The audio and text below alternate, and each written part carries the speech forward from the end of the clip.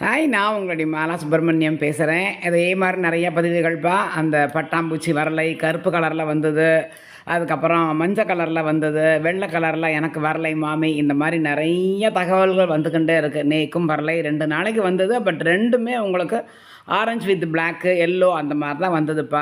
நம்மளுக்கு ஒரு நம்பிக்கை மட்டும்தான் வேணும். நேற்றுக்கே கூட யாரோ ஒருத்தர் ஃபோன் பண்ணால், நீ கிழக்கு சித்தருங்கிறத கிடையவே கிடையாது, எல்லாரும் பேசுகிறாங்கிறதுக்காக நீங்களும் சும்மா ஏதாவது சொல்கிறீங்களா மாமி அப்படின்னு சொல்லி சொன்னால். ஏன்னா நிறையா பேருக்கு நல்லது நடந்திருக்கு, இம்மீடியட்டாக மிராக்கிள்ஸ் எல்லாம் நடந்திருக்கு. ஸோ எல்லாருமே பொய் சொல்லுவான்னு சொல்ல முடியாது இல்லையா. 4 பக்கத்துலேருந்து ஒரு 4-5 பேர் பர்டிகுலராக ஒரே இடத்துல சேம் ஃப்ரெண்ட்ஸு போய் சொன்னாக்கா அவள் 4-5 பேர் சேர்ந்து சொல்கிறான் அப்படின்னு நினைக்கிறான். ஈரோட்லேருந்து ஒரு மெசேஜ் வருது, யூஎஸ்லேருந்து ஒரு மெசேஜ் வருது, மலேசியாவிலேருந்து ஒரு மெசேஜ் வருது. ஸோ இந்த மாதிரிலாம் இருக்கும் பொழுது இது எல்லாமே ஒரு கம்பைண்டுன்னு நம்ம ஜஸ்ட் லைக் தட் நம்ம சொல்ல முடியாதுப்பா. ஒரு சக்தி இருக்குன்னு நம்புங்கோலாம். என்னப்பா அதனால இது வந்துட்டு நல்ல காரியம் தான், எல்லாருக்கும் நல்லது நடக்கிறது. அப்படிங்கும்போது அதை பொய்யன்னு நம்மளாயிட்டு எதுக்கு உண்டாக்கி சொல்லணும். நானும் ஒரு 2 கோரிக்கைகள் வச்சுருக்கேன். பட் எனக்கு அன்றைக்கி கொஞ்சம் சின்னதாக ஒரு சில சந்தோஷங்கள் நிகழ்வுகள் நடந்தது. ஸோ நம்ம நல்லதையே நினச்சிக்கிட்டு எனக்கு இது நடந்தது, சரி இன்னும் நமக்கு நல்லது நடக்கும் அப்படிங்கிற மாதிரி நம்ம நினச்சிட்டு போக வேண்டியதுதான். இப்போ 2 வாரம் முன்னாடி கூட நான் பார்த்தேன், அவர் வந்து ஈரோடு மாவட்டத்தில் பவானி வட்டம் அப்படிங்கிற இடத்துல நான் கேளக்கியருக்கு 100% கோவில் கட்ட போகிறேன் அப்படின்னு சொல்லி அழகாக பகிரங்கமாக சொன்னார். எனக்கு இன்னும் என்ன ஒரு சந்தேகம்னா, அந்த கோவில் கட்ட போகிறேன்னு சொன்ன வார்த்தைக்காகத்தான் தெய்வம் வந்துட்டு அவருக்கு முன்னாடி எனக்கு கட்டுவையான்னு கேட்டது. அப்புறம் தான் அவருக்கு ஆரம்பித்தார் அவர். ஆனால் பட் அந்த வீடியோவை பார்த்த க்ஷணத்திலேயே நான் வந்துட்டு அந்த கோவில் கட்டும்போது கும்பாபிஷேகத்துக்கு விளக்க பூஜைக்கு நான் வருவேன் அப்படின்னு சொல்லி இந்த பூஜைகள்லாம் பண்ணுறதுக்கு முன்னாடியே நான் வேண்டினுட்டேன்.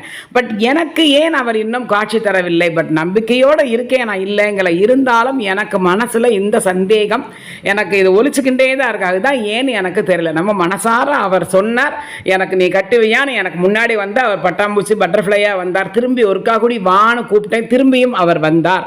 டெய்லி அவர் சொல்கிறார். நான் திரும்பி பார்க்கும் பொழுது, நான் அந்த ஜாதக கட்டை திருப்பும் பொழுது அப்படியே அவர் நான் தூங்கிடுவேன், படுத்துன்றவேன். பட் அவர் திருப்பி பார்த்துக்கின்ற ஜாதக பேப்பர்ஸ் எல்லாத்தையும் அவர் பார்க்குறார். அப்படிலாம் அவர் சொல்கிறார் இல்லையா.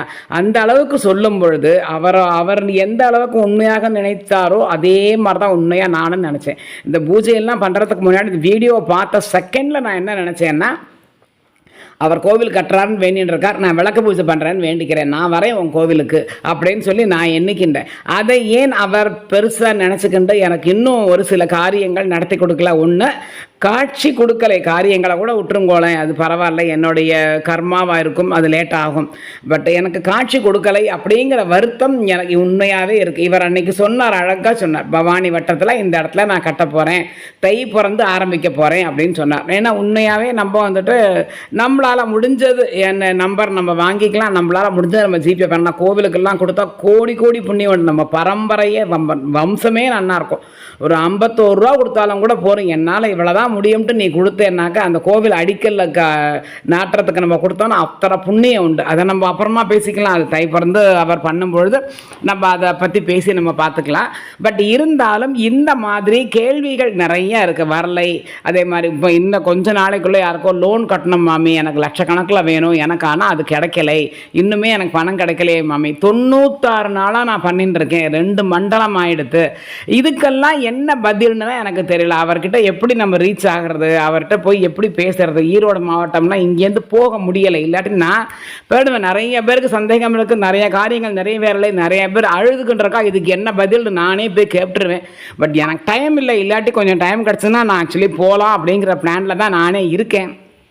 ஏன்னா நிறைய பேர் ரொம்ப அழறாப்பா, நமக்கு சங்கடமாக இருக்குது மனசு, எனக்கு நடக்கல மாமி, எனக்கு கஷ்டமாக இருக்கு மாமின்னு எத்தனையோ வருத்தப்படுறா எல்லாரும். ஸோ எல்லோருடைய காரியங்களும் நிறைவேறணும், எல்லாரும் நன்னா இருக்கணும். ஆனால் ரொம்ப உடம்பை வருத்திக்காமல் அவர் நன்னா வேண்டிக்கோங்க. அத்தனை பேரோட காரியங்களுக்காகவும் நானும் வேண்டிக்கிறேன். நமோ நமக.